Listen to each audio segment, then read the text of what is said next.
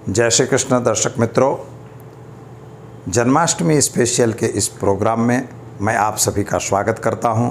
ख़ास तौर पर हमारी चैनल को अगर आपने सब्सक्राइब नहीं किया तो सब्सक्राइब करिए और वीडियो को लाइक, शेयर और कमेंट ज़रूर करिए।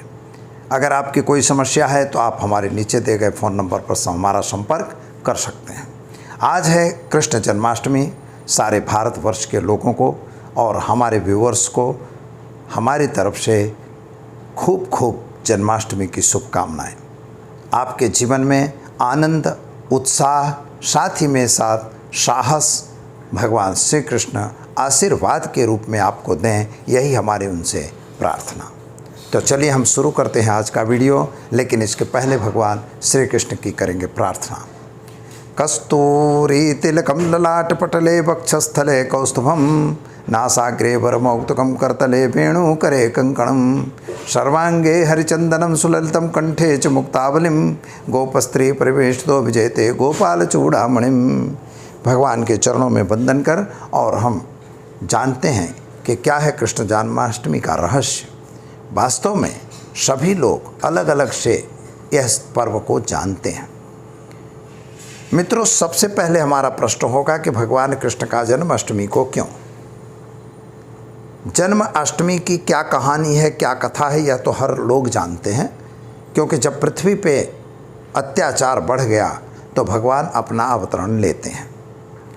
दूसरा उपाय ये है कि जब उनके सनक, सनंदन, सनातन, सनत कुमार, ये चार जो अश्विन कुमार थे और ये लोगों की जो था, तो जब भगवान अपने माता जी के पास, लक्ष्मी जी के पास बैठे थे, उस समय ये लोग प्रवेश करना चाहे। यद्यपि इनके लिए कोई प्रवेश वर्जित नहीं था, क्योंकि ईश्वर के पास जाने के लिए किसी को वर्जित नहीं है, लेकिन जय विजय नाम के उनके द्वारपालों ने उन्हें रोका। जो रोका तो उन्होंने उन्हें दंड दिया, श्राप दिया। वो श्राप की वजह से ये लोग दैत्य बने। तभी भगवान ने उसका निवारण किया। निवारण यह किया कि जब तुम दैत्य बनोगे तो हम खुद आके आपको मारेंगे और आप हमारे यहाँ वापस आओगे। ये बात जो है यह वास्तविक रूप से अगर देखा जाए तो देवलोक है। देवता का अर्थ यह होता है मित्रों कि जैसे हम समझते हैं कि कोई, आप अगर बड़े हैं, आपका अगर कोई संस्थान है, तो आप सोचोगे कि हमारे इर्द गिर्द के लोग वहाँ पर रहें, क्योंकि वही आपके हेल्प में आएंगे। जब देवताओं का अवतरण होता है तो इतना आप समझ लीजिए कि देवताओं के दूसरे देवता ही यहाँ अवतरण होते हैं विविध स्वरूपों में। जैसे आपने सुना कि जैसे कंस अवतार लिया, कंस का जन्म हुआ। जब कंस जो है दैत्य के रूप में जन्म हुआ। इसकी दूसरी एक कहानी है नारद जी से जुड़ी हुई है, क्योंकि विश्व में नारद जी को एक अहंकार हो गया कि मेरे से बड़ा कोई तपस्वी नहीं है। तो भगवान को मैंने पहले भी बताया है कि भगवान का खुराक जो है अहंकार है। अगर आपके मन में अहंकार आ गया यानी भगवान ने आपको पूरा कर दिया। ये आप समझ के चलिए, आज बहुत स्पष्ट बात है। तो वहाँ पर उनको अहंकार आ गया। उस अहंकार का रूप ये हुआ कि बीच में ही एक राजा बड़ा महल, राजपाट पूरा बन गया। तो यह पूरी मैनपुरी देखकर और नारद जी को हुआ चलो देखें क्या है, कौन सा राजा है। वहाँ गए, राजा को मिले। राजा बड़ा खुश हुआ। उनके यहाँ एक कन्या हुई थी और कन्या का हाथ दिखाया। हाथ देखते ही उनको लगा कि इसका तो जो पति होगा वो विश्व में साम्राज्य करेगा, विश्व का मालिक होगा। तो नारद जी के मन में लालच आ गई कि हमें भी मालिक बनना है भाई। तो वो मालिक बनने के लालच में उन्होंने भगवान विष्णु से जाके अपना स्वरूप मांगा कि भगवान हमारा कल्याण हो, ऐसा हमें स्वरूप दो। भगवान की कोई गलती नहीं थी, क्योंकि उन्होंने कल्याण मांगा। और एक संत का कल्याण किस में है? अगर वह संसार में पड़ जाएगा, मोहमाया में पड़ेगा, तो उस संसार का वो साधु नहीं रह पाएगा। भगवान ने इसीलिए उनको बंदर का रूप दिया।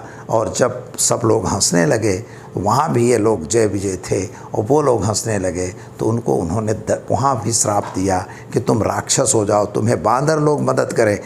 जब उन्होंने अपना चेहरा देखा तो भगवान को बोले तुम्हें बंदर लोग मदद करें। मतलब ये कहने की घटना क्या थी कि बंदर मदद करे, तो रामावतार में आपने देखा कि हनुमान जी वगैरह, सुग्रीव, बाली वगैरह जो भी थे, अंगद वगैरह, इन सभी ने उनको मदद की, हेल्प किया। लेकिन वो कोई बंदर नहीं थे, ये सब देव अवतार थे। कोई सूर्य के पुत्र थे, यानी सूर्य के अंश से हुए थे, कोई शिव के अंश, जैसे भगवान हनुमान जी को रुद्र का 11वां अवतार कहा जाता है, तो वो रुद्रावतार थे। तो इस तरह से देवता ही यहाँ पर आते हैं। जब हमारा कोई विशिष्ट देव आ रहा है तो उनके देवता लोग यहाँ आ जाते हैं पहले से, उनकी हेल्प के लिए, क्योंकि उनका जो कार्य है वो सरल बन जाए इसके लिए। जैसे माता सीता लक्ष्मी के रूप में आई, यहाँ पर माता रुक्मिणी लक्ष्मी के रूप में आई भगवान कृष्ण के यहाँ। अब यहाँ पर बात मूल आती है कि इनके कारण यहाँ पर जब आतिताई के रूप में कंस प्रवर्तित हुआ, तो कंस का त्रास चारों तरफ बढ़ चुका था, और जयद्रथ थे, इसके बाद बहुत सारे मतलब राजा थे जो राक्षसी वृत्ति के थे। राक्षसी वृत्ति का मतलब ये नहीं है कि राक्षस थे, सींग पूंछ वाले थे, ऐसा नहीं था। लेकिन वो कैसे थे कि आतताई थे, आतंकवादी थे, लोगों को मार देना, लोगों को त्रास करना, उनको लूट लेना, यह उनके लिए स्वाभाविक था। राजा कैसा होना चाहिए? भगवान सूर्य की तरह कि कर ले, टैक्स ले, लेकिन किसी को पता न लगे। और ये लोग कर नहीं लेते तो अगर नहीं दिए तो उनको काट दिया जाता था और उनका सारी संपत्ति लूट ली जाती थी। तो यह जो त्रास था, इस त्रस्त के कारण भगवान कृष्ण को अवतरण लेना पड़ा। इसकी कहानी में जाने की ज़रूरत तो नहीं समझता, लेकिन देवकी को जब ब्याह किया वसुदेव से और ये जा रहे थे, उसी समय आकाशवाणी होती कि इसका 8वां पुत्र तुम्हें मार देगा। और वही कारण था कि कंस डर गया और डर की वजह से उसने उनको जेल में डाल दिया। दोनों को जेल में डाल दिया। वहाँ पर 7 संतान हुई, 7 को उसने मार डाला। अब वहाँ पर हत्या तो किया उसने, और ख़ास तौर पर भांजों की हत्या किया, लेकिन यह हत्या उसको बहुत इतनी जड़ी तकलीफ़ नहीं दिया। अब वहाँ पर जो 8वां बालक था वो भगवान कृष्ण खुद अवतरण दिए, और अवतरण इसलिए लिए कि भाई ये त्रास्ती को मारना जरूरी था। तो जब भगवान जन्मते हैं उस दिन भादों की अंधेरी आधी अधरात में देव की दुरै परी, ऐसा कवि ने कहा है कि भादों की अंधेरी अधरात में, आधी रात को अंधेरी रात में। अब भगवान अंधेरी रात में क्यों आए, इसका भी सवाल है, क्योंकि भगवान राम जो 9वीं को जन्म लिए हैं वह शुक्ल पक्ष था। तो शुक्ल पक्ष में जब भगवान राम ने लिया तो उन्होंने, शुक्ल पक्ष ने कहा, तो फिर कृष्ण पक्ष बोला भैया आप भगवान हमारे से तो अन्याय कर दिए आपने, आप शुक्ल पक्ष में आ गए तो हमारा तो बेइज्जती हो गई, क्योंकि कृष्ण पक्ष को प्रेत पक्ष कहा जाता है। तो बोले हमारी तो बेइज्जती आपने कर दी। इसलिए उनको वरदान दिया था कि भैया कृष्ण पक्ष में हम कृष्ण के रूप में आएंगे, तुम्हारे उसमें आएंगे, मतलब कृष्ण पक्ष में हम अवतरण लेंगे जब, तो हमारा रूप स्वरूप कृष्ण होगा। कोई बात नहीं, वहाँ भी ये बात हो गई। दूसरी बात क्या हुई, दिन में भगवान राम 12 बजे जन्मे, तो चंद्रमा बोला भैया मेरा क्या कसूर है कि हमारा जन्म जो है, आप हमारे में कोई हमें सम्मान नहीं दिया आपने, आप तो सूर्य में चले गए, तो सूर्य मतलब दिन में दिखे, तो हमारा क्या, हम तो दोषित हो गए। तब भगवान राम ने उनको भी कहा था कि हम कृष्ण पक्ष में और चंद्रमा यानी हम रात में जन्म लेंगे जब कृष्ण बनेंगे, यानी कृष्ण के स्वरूप में आए। यहाँ पर एक देखना है कि ईश्वर जो है वो न्याय करता है, अन्याय नहीं करता। यहाँ एक सबसे बड़ी चीज़ है। इसीलिए एक कहावत में कवि ने लिखा हुआ है कि मास दिवस का दिवस भा, मर्म न जाने कोय, रथ समेत रवि था क्यों, निशा कवन विधि होय।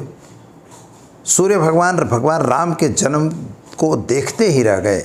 वहाँ के आसपास के जो पक्षियाँ थे, जो कलरव था, जो फल फूल जो भी थे, सभी में फल आ गए, फूल खिल उठे। यह वातावरण देखकर भगवान सूर्य खुद भगवान का दर्शन करते हुए खड़े रहे, क्योंकि मानव अवतार हुआ है। जो भगवान का अवतार हुआ वो कौन सा हुआ, मानव अवतार हुआ। इसलिए भगवान उनको देखने के लिए सूर्य भगवान 1 महीने तक खड़े रह गए। 1 महीने का दिन हो गया, और मर्म किसी ने इसको जाना नहीं, किसी को पता नहीं लगा कि 1 महीने तक रात ही नहीं हुई, हम सोए ही नहीं। तो यहाँ पर क्या बना कृष्ण के यहाँ, तो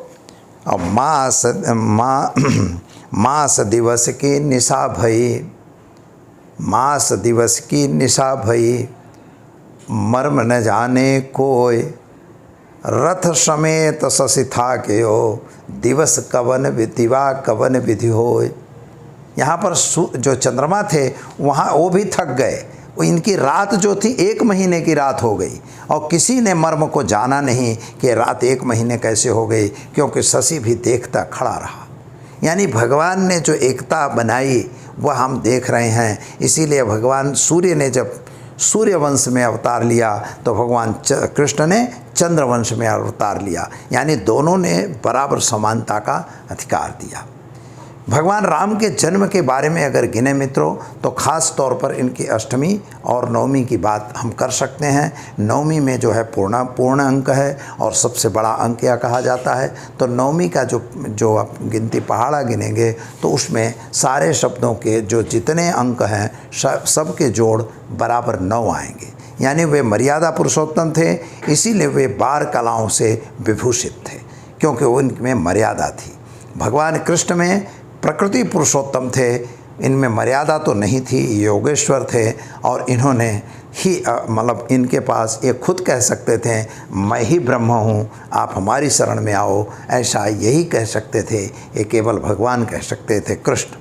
इसीलिए कृष्ण का जो अवतार है वह विशेष महत्व का अवतार गिना जाता है। और भगवान कृष्ण के कारण जो है पांडवों को राज्य मिला, ये हम जानते हैं, और कितने ही आतताइयों को उन्होंने नाश किया। बचपन से ही आप समझिए पूतना को मारना पड़ा उन्हें, शक्टासुर को भेजा उसको भी मारना पड़ा, तृणावर्त को भेजा उनको भी मारना पड़ा, बकासुर आया उसको भी मारना पड़ा। यानी भगवान कृष्ण ने किसी को नहीं किया। उड़यापिल हाथी को भी उन्होंने मारा और कंस का भी वध उन्होंने ही किया। और अपने गुरु शांतिपनी के पुत्र जो देव हो गए थे उनको भी उन्होंने यमराज से छुड़ा के लाया और उनके चरणों में रख दिया, बोले अपने पुत्र को पकड़िए। ऐसी ताकत किसी की नहीं हो सकती है, असीम है। इसीलिए यह महान जो हमारे भारत के वास्तविक रूप से हमारी जो यह धरती है, यह पावन धरती क्यों है, तो इसीलिए यह पावन धरती है जहाँ पर राम जन्म लिए, जहाँ पर कृष्ण जन्म लिए, जिसकी मिट्टी में राम और कृष्ण जन्म लेकर और यहीं खेलते रहे, तो जिस मिट्टी में जिन्होंने खेला है। इसीलिए एक कवि ने कहा है पाहन हो तो वही ब्रज को, मैं उसी ब्रज का पत्थर बनूं कि जहाँ पर जो भगवान गायों को चराने जाते थे, तो हम शायद उन पत्थरों में हमारे ऊपर भी कभी पैर पड़ जाए। और जो धूल बनूं तो वही ब्रज को, मैं अगर धूल बनूं तो उसी ब्रज की बनूं कि जहाँ पर भगवान दौड़ते रहे हैं, जहाँ खेलते रहे हैं। तो ऐसा है, कालिया नाग को दहन करना दमन करना हुआ तुरंत कर दिए। तो यह एक पावर था, यह एक शक्ति थी, और यही शक्ति ईश्वरीय शक्ति इसे कहते हैं, उसे ही भगवान कहा जाता है। इसीलिए हम भगवान कृष्ण को भगवान कहते हैं। आज है उनका जन्मदिन, अष्टमी तिथि होती है और ख़ास तौर पर रोहिणी नक्षत्र होता है। आज अष्टमी और रोहिणी नक्षत्र दोनों का मिलन संयोग है जो रात 12 बजे होता है, क्योंकि अधरात में हुआ था, भादों की अधेरी अधरात में। भादों जो पक्ष है वह वास्तव में 2 पक्ष होते हैं। एक कहीं कहीं पंचांगों में कृष्ण पक्ष में श्रावण गिना जाता है, जैसे गुजरात वगैरह प्रांतों में श्रावण महीना अभी चल रहा है, श्रावण का कृष्ण पक्ष है, और हिंदी प्रदेशों में यह भाद्रपद का कृष्ण पक्ष है। इसलिए दोनों कवि अलग अलग हैं, लेकिन यहाँ पर हमें कहना है कि कृष्ण पक्ष की अष्टमी तिथि को भगवान कृष्ण का जन्म हुआ था और रोहिणी नक्षत्र उस समय व्याप्त था। इस पर कभी कभी चर्चाएं ये हो जाती हैं कि कभी रोहिणी नक्षत्र नहीं मिलता है, तो कभी अष्टमी नहीं मिलती है, ऐसा कभी कभी, क्योंकि यह तिथि की जो गणनाएँ हैं वह चंद्र बल नक्षत्र बल पर गिनी जाती हैं, इसलिए वहाँ कभी कभी ऐसी मिस्टेक होती है। तो उसका निर्णय पंचांग और सब बड़े मतलब करते रहते हैं। तो मित्रों, आज भगवान कृष्ण का जन्मदिन है और इस जन्मदिन को हमें मनाना चाहिए। ख़ास तौर पर आज भगवान का पूजन अर्चन और बने वहाँ तक आज व्रत भी लोग रखते हैं। व्रत क्यों रखा जाता है? उपवास रखते हैं। उपवास का मतलब हो तो उप का अर्थ होता है पास में, और वास का मतलब होता है रहना, भगवान के पास में रहना, यानी ईश्वर का सानिध्य प्राप्त करना। यही आज के उपवास का अर्थ है। व्रत लोग क्यों करते हैं? व्रत इसलिए कहते हैं, भगवान कृष्ण ने खुद ने कहा है कि विषया विनिर्वर्तन्ते निराहारस्य देहिना। अगर आप निराहार रहेंगे तो आपके विषयों पर कंट्रोल रहेगा। तो हमें विषयों पे कंट्रोल करना है, चाहे काम हो, क्रोध हो, लोभ हो, मद हो, मत्सर हो, इन सभी पे हमें कंट्रोल करने की ज़रूरत है। इसीलिए भगवान जो कृष्ण हैं वह वास्तविक रूप से हमारे लोगों के लिए एक प्रेरणादायक है, और हमें उनसे प्रेरणा, भगवान कृष्ण ने कहा है मैंने जो किया वो आप मत करना, लेकिन मैं जो कह रहा हूँ वह करो। यानी गीता में कहे गए उनके शब्दों को हमें याद रखना चाहिए और हमें उन्हीं चीज़ों का पालन करना चाहिए। पुरुष सूक्त से या तो फिर श्री सूक्तों से भगवान का, कृष्ण का आज पूजन होगा। विविध मंदिरों में, विविध गांवों में, विविध घरों में, हर जगह, यानी भारत के कोने कोने में आज इस महानायक की पूजा की जाएगी और भगवान श्री कृष्ण का अवतरण दिन मनाया जाएगा। और यहाँ पर पहले कहीं कहीं मटकियों में मतलब वो दही वगैरह भरते हैं, कहीं मक्खन करते हैं। इन्हें माखन और मिश्री विशेष प्रिय है, इसीलिए लोग कहते हैं नंद घेर आनंद भयो, जय कन्हैया लाल की। भगवान नंद के घर में आए, क्योंकि उत्सव कहाँ मनाया गया? मथुरा में नहीं, क्योंकि मथुरा में तो भगवान चतुर्भुज धारण करके और देवकी के पास आते हैं। देवकी और वसुदेव घबरा जाते हैं, प्रभु ऐसा अवतार हमको नहीं चाहिए, आप हमें बालक स्वरूप में मिलिए। तब भगवान बाल स्वरूप में बनते हैं और उसी समय भगवान कहते हैं कि देखो मैं नहीं डरता हूँ, कंस से मैं नहीं डर रहा हूँ, अगर आप डरते हो तो मुझे गोकुल भेज दीजिए। तो इसलिए वो तो डर ही रहे थे, इसलिए उन्होंने बाल स्वरूप लिया और वसुदेव जो थे उनको मथुरा गोकुल पहुँचाते हैं। अब एक बात ये रही कि भगवान कृष्ण आए हैं। कृष्ण का मतलब होता है मित्रों, एक बात याद रखिए कि जब परमात्मा आता है तो जीवात्मा जो है वो धन्य हो जाता है। उसकी सारी आवागमन की पेढ़ियाँ टूट जाती हैं, उनकी बेड़ियाँ टूट जाती हैं, सारे चाहे कितने बड़े भी लोहे की सलाखें हों वह भी खुल जाती हैं। यानी मोह, माया, मद, मत्सर, लोभ, ये जो हमारे शत्रु हैं, एक खड़ शत्रु जो होते हैं, जैसे भगवान का अवतरण होता है, जैसे भगवान हमारे पास आते हैं, जैसे उनका दर्शन होता है, वैसे ये मोह माया छूट जाती है। इसीलिए मथुरा के जेल के दरवाजे छूट गए, जो वहाँ पर पहरेदार थे सब सो गए और वसुदेव जो है आराम से भगवान को ले जाके कालिंदी उतर के, कालिंदी का मतलब यमुना को उतर के, और वहाँ गोकुल में उन्हें पहुँचाते हैं। वहाँ से योग माया को लेके वापस आते हैं। जो योग माया को लेके आया जब यहाँ लाते हैं, वैसे फिर से सारे दरवाजे बंद हो जाते हैं, सारे सैनिक जाग जाते हैं और लड़की की आवाज़ सुनकर लोग सूचना देते हैं। कंस को विश्वास नहीं होता, लेकिन उस योग माया को मारने का प्रयत्न करता है जो उसका स्वभाव था, क्योंकि जो दुष्ट होता है उसको यह पता नहीं होता कि अवतरण भगवान का हुआ है, चारों तरफ का वातावरण क्या बदल गया है, ऐसा उसको आभास नहीं होता। क्योंकि जो अहंकारी है, जिसके में दुराचारी है, उसको अहंकार और दुराचार के सामने कुछ नहीं दिखता। उसने जैसे उसको पछाड़ते हैं, वो विंध्यवासिनी माता जो है, जो योग माया थी, वो उड़ के आकाश में जाती है और बोलती है कि तुझे मारने वाला तो अवतरण ले चुका है।